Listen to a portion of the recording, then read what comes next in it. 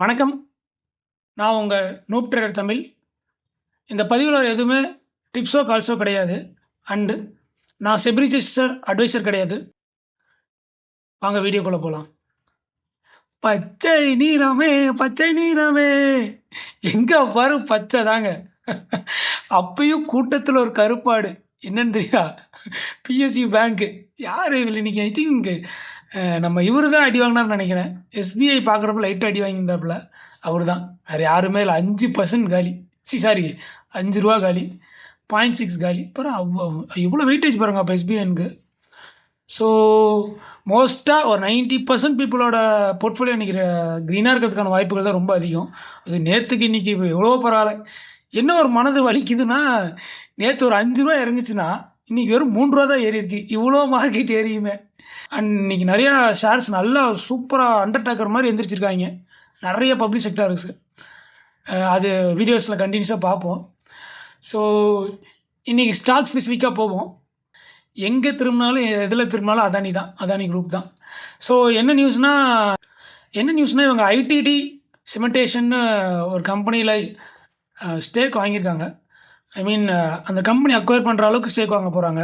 So அதனால் அந்த company ஒரு 20% ஹைப் ஆகிருக்கு. எனக்கு என்ன புரியலன்னா, இவங்களுக்கு எப்படி இவ்வளோ அமௌண்ட்டு கிடைக்கிது? அது இல்லாமல் இந்த பக்கம் என்னென்னா ஏசிசியில் விற்கிறாங்க, இங்கே ஒன்று வாங்கி போடுறாங்க, இங்கே ஒன்று வாங்கி போடுறாங்க. இந்த கவுண்டர் பண்ணி சேர்ந்துல்ல, இந்த தெரு எவ்வளோன்னு கேட்குறா, இந்த சந்தை எவ்வளோன்னு கேட்குறா, இது எவ்வளோன்னு கேட்குறா, வாங்கி போடலாம் அப்படிங்கிற மாதிரி திருமணத்தை செய்யலாம் வாங்கி போட்டுட்ருக்காங்க அதானி குரூப்பு. ஸோ அந்த வகையில் இன்றைக்கி ஐடிடி சிமெண்டேஷனை வாங்கி போடுறது மாதிரி நியூஸ் வந்திருக்கு.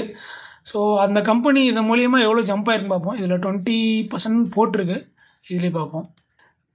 20% அப்பர் சர்க்கின்னு போட்டிருந்துச்சு. ஆனால் அவ்வளோ போல் கடைசியாக லைட்டாக ஒரு ப்ராஃபிட் புக்கிங் வந்திருக்கு. ஸோ 19.29 ஏறி இருக்குப்பா. ஒரே நாளில் ₹90. 20%ங்கப்பா, எவ்வளோ பெரிய ரேலி இது. ஸோ அடுத்த நியூஸ் போவோம். இன்டரார்க் பில்டிங் ப்ராடக்ட்ஸ் இது ஒரு ஸ்மால் கேப் கம்பெனி தான். இவங்க ஒரு 634 crore ஒர்த்தான ஒரு ப்ராஜெக்ட் பிடிச்சிருக்காங்க. யாராருன்னு பார்த்தீங்கன்னா, ரிலையன்ஸ் இண்டஸ்ட்ரீஸ் அவங்க பார்த்தீங்கன்னா ஒரு 114 கோடி, ஹாம்ஃபின் சோலார் ஒரு 60 கோடி, அமர்ராஜா இன்ஃப்ரா இது ஒரு 80 கோடி. ஸோ இந்த மாதிரி டோட்டலாக ஒரு 634 கோடி ஒர்த் ஆஃப் ஒரு ஆர்டர்ஸை பிடிச்சிருக்காங்க இந்த கம்பெனி எப்படி இருக்குது, என்ன பண்ணுதுன்றதை பார்ப்போம். இந்த கம்பெனி ஒரு ஸ்மால் கேப் கம்பெனி தான். ஒரு 2000 crores ஒர்த்தான கம்பெனி தான். பிஇ பார்த்தீங்கன்னா 25ல் ட்ரேட் ஆகிட்டுருக்கு. அண்டு இன்வெஸ்டர்ஸ்லாம் யார் இருக்கான்னு பார்ப்போம். என்னங்க எதுவுமே காட்ட மாட்டுது. ரீசெண்டாக ஒரு வேளை உள்ளே வந்ததா? ஏன்னா ஆகஸ்ட் மட்டும் தான் கடத்துன்னு ஜூனே காட்டல. இப்போ செப்டம்பரே வந்துருச்சு. இது என்ன ஒரு வினோதமான கம்பெனியாக இருக்கே. ப்ரொமோட்டர் 59, எஃப்ஐ 4, டிஐஏ, பப்ளிக் பார்த்தீங்கன்னா 12, நம்பர் ஆஃப் பார்த்தீங்கன்னா 23,000 பேர் தான் வச்சுருக்காங்க. என்னது ஜூனு, மார்ச், மறுபடியும் ஜூனு, ஏன் செப்டம்பரில் எங்கே போச்சு, மற்ற மந்தில் எங்கே போச்சுன்னு தெரியலையே. என்னங்க இது ஒரு மாதிரி நூதனமான கம்பெனியாக இருக்குங்க. இயர் ஆன் இயர் கொஞ்சம் கொஞ்சமாக இன்க்ரீஸ் ஆகிட்டு போயிட்டு இருந்திருக்கு அவங்களோட profit and loss. But quarter and quarter என்னென்னு தெரியல, ரிசல்ட் சரியாக விடுறதில்ல.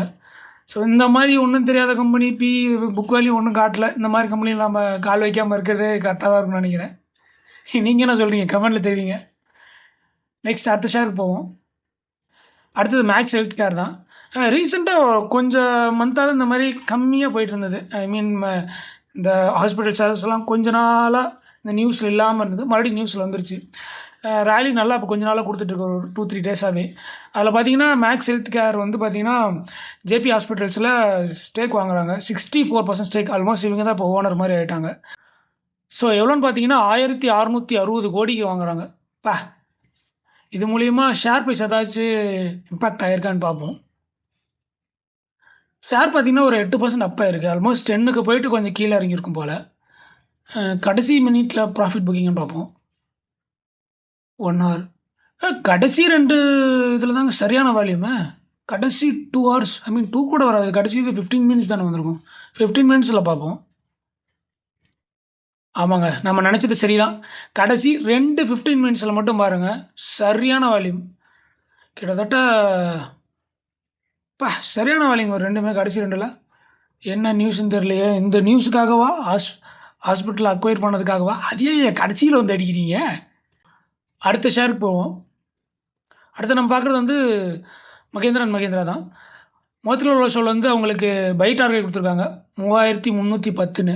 ஸோ ஷேர் எப்படி ட்ரேட் ஆகிருக்குன்னு பார்ப்போம். ஷேர் பார்த்தீங்கன்னா ஒரு சின்ன சேனல் பேட்டர்னில் இருக்க மாதிரி எனக்கு தெரியுது. உங்களுக்கு ஏதாவது தெரியுதான்றத மாதிரி கமெண்ட் பண்ணுங்கள். ஸோ இந்த மாதிரி மேலே கீழே அடிக்கிற மாதிரி தெரியுது. லெட்ஸ் see பார்ப்போம். மேலே உடச்சிட்டு மேலே மறுபடியும் போய் ஆல் டைம் உடச்சிட்டு போகிறாங்களா என்னன்றதை பார்ப்போம். அடுத்து ஒரு சில ஷேர்ஸ் பற்றி பார்ப்போம். ஃபஸ்ட்டு ரைட்ஸை பற்றி பார்ப்போம். ஏன்னா இன்றைக்கி ரைட்ஸ் கொஞ்சம் நல்லா ஏறி இருந்தது. அடுத்து நம்ம பார்க்கக்கூடிய ஷேர் வந்து ரைட்ஸு. ஸோ நேற்று ஆக்சுவலாக ஸ்ப்ளிட்டு சொல்லியிருக்காங்க. இன்றைக்கி ஸ்ப்ளிட்டு நேற்று எக்ஸ்டேட்டு இன்றைக்கி ஸ்ப்ளிட் ஆயிடுச்சு. இதில் என்ன விஷயம்னா யாராவது இங்கே தான் வாங்கியிருப்பாங்கன்னு வச்சுக்கோங்க. ஒரு 600-700 ரேஞ்சில் வாங்கியிருக்காங்க. யோசிச்சு பாருங்கள், இன்றைக்கி 10% ஏறி இருக்கான். அப்போ ஆட்டோமேட்டிக்காக அவனோட கேபிட்டல் எவ்வளோ ஏறி இருக்கு? 20%ங்க. இப்போ ஒரே நாளில் யோசிச்சே பார்க்க முடியல. ஸோ ஒரு நல்ல வெல்த் கிரியேட் ஆல்ரெடி நல்ல வெல்த் கிரியேட் பண்ணி லாஸ்ட்டு ஒரு வீக்லி பார்ப்போம். இது ஆக்சுவலாக ஸ்ப்ளிட்டுனால இப்படி காட்டுது, வேறு ஒன்றும் இல்லை. 1:1 ஸ்ப்ளிட்டு. பட் இங்கே பாருங்கள், லாஸ்ட் ஒரு 1 இயர் எடுத்துப்போமே. லாஸ்ட் இயர் செப்டம்பரில் எங்கே இருந்திருக்கு? கிட்டத்தட்ட 500 ட்ரேட் ஆகிருக்கு. இன்றைக்கி அந்த 500 ஒரு ஷேருக்கு 2ஆக மாற்றி அப்போ எவ்வளோ வந்திருக்கும்? 250 வந்திருக்கும். 250 ஷேரு கிட்டத்தட்ட இப்போ 400. அப்போ எவ்வளோ பெரிய ரிட்டர்னுங்க அது. ஒரு ஷேர் ஆல்ரெடி 2 ஆயிடுச்சு, மறுபடியும் அதுவும் இன்னும் டபுள் ஆக போகுது. ஸோ பயங்கரமான வெல்த் கிரியேட் பண்ணி கொடுத்துருக்கோம் இந்த 1 இயரில் மட்டும். நான் சொல்கிறது இது 1 இயரில்.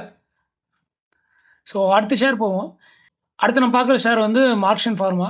ஸோ கொஞ்ச நாளாகவே இந்த ஃபார்மா ஷேர்ஸ்லாம் ஏறிட்டு இருந்தது. பட் இதில் என்ன நான் சொல்ல வரேன்னா, இந்த ஷேர்னா இப்படி ட்ரேட் ஆகணுங்க பாருங்கள். மேலே கீழே ஒரு சின்ன கன்சல்டேஷன் கொஞ்சம் கிட்டத்தட்ட இப்போ டிசம்பர்லேருந்து ஜூலை 6 மாதம் கன்சல்டேஷன் பண்ணியிருக்கான். எத்தனை 40 கிட்டத்தட்ட எத்தனை பர்சன்ட்? 40% மேலே கீழே அடிச்சிருக்கான். அழகாக பிரேக் அவுட் ஆனோன்னா ஒரு சின்ன ரீட்ரேஸை கொடுத்துட்டு எப்படி அழகாக ஏறிக்கான் பாருங்க. அப்படியே பழனி படிக்கட்டு மாதிரி ஏறிக்கான். அப்படி டக்கு டக்கு டக்கு டக்குன்னு இன்றைக்கி ஒரே நாளில் 16%. ஆல்மோஸ்ட் ஆக்சுவலாக அப்பர் சைடு அடிச்சிருக்கு 20%. அதுக்கப்புறம் அங்கேருந்து ஒரு 4% இறங்கியிருக்கு. ஸோ ஷேர்ஸ்னால் இப்படி பார்க்க அவ்வளோ சந்தோஷமாக இருக்குது பாருங்கள். என்ன நமக்கு இந்த மாதிரி வாங்குற ஒரு கொடுப்பனை கிடைக்க மாட்டேங்குது. எல்லாம் ஏறினதுக்கப்புறம் தான் தெரியுது. ஸோ நம்ம போர்ட்ஃபோலியோவில் லாஸ்ட்டு ஒரு 6-7 மந்த்ஸாக ரேலி கொடுத்த ஒரு சில future shares, defence sector shares, இன்றைக்கெல்லாம் பார்த்தீங்கன்னா இந்த ரயில்வே ஷேர்ஸ் எல்லாம் அண்டர்டேக்கர் மாதிரி எந்திரிச்சுட்டு இருப்பானுங்க. அதுவும் எனக்கு பார்த்தோன்னா செம்ம சந்தோஷம்தான். அதில் முக்கியமான ஷேர் கொச்சின் ஷிப்யார்ட். இங்கே பாருங்கள், அண்டர்டேக்கர் மாதிரி படுத்துக்கிட்டே இருந்தான். இந்த ஏதோ ஒரு காமெடி இருமே, தென்னையில் கிடைச்சவன திடுக்குன்னு அடிச்சுதான்டா லாட்ரிங்கிற மாதிரி ஒரே நாளில் 10% அப்போசிட் அடிச்சிருச்சு. யோசிச்சு பாருங்கள், அண்டர்டேக்கர் மாதிரி எந்திரிச்சுட்டு இருக்கு.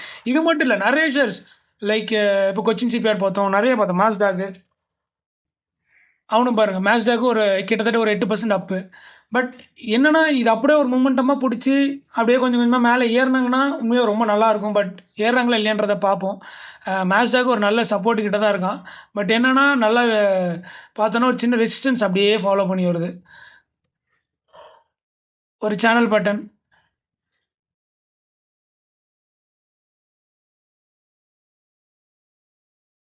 உங்களுக்கு இதை பார்த்தாலே தெரியும். ஒரு சேனல் பண்ண அழகாக மேலே கீழே மறுபடி கீழே தொட்டுட்டு மேலே போகணும்னு நினச்சா திரும்பி மேலே வச்சிட்டான்.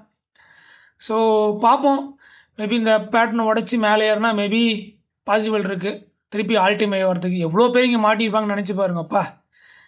சரி, அடுத்த ஷேர் நம்ம போவோம். அடுத்த சில ரயில்வே ஸ்டாக்ஸ் பார்ப்போம். எனக்கும் இந்த ஐஆர்எஃப்சிக்கும் ஒரு மிகப்பெரிய ஒரு பந்தம் இருக்குங்க. ஏன்னா இது நான் வந்து 23ல் 1000 ஷேர் வச்சுருந்தேன். யோசிச்சு பாருங்கள், எப்போ அப்போ வந்து அதெல்லாம் படுத்தே கிடந்தான். நான் காட்டுறதுங்க, நான் கிட்டத்தட்ட 22-23 அதிலே வச்சுருந்தேன்.